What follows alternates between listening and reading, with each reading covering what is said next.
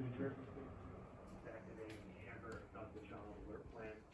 The East Orange PD is investigating a confirmed child abduction, which occurred on May 10th, 2021 at 26 Windsor Place, East Orange, at approximately 12:45 p.m. The child, she had painted a black female infant. She was last seen at 26 Lindley Place.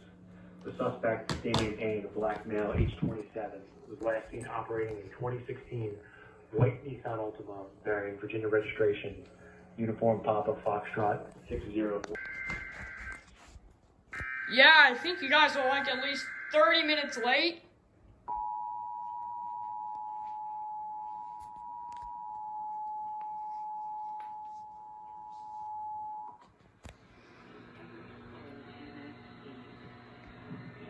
The New Jersey State Police is activating the Amber Abducted Child Alert Plan. The East Orange PD is investigating a confirmed child abduction, which occurred on May 10th, 2021 at 26 Lindley Place, East Orange, at approximately 12:45 p.m. The child, she had pain, is a black female infant.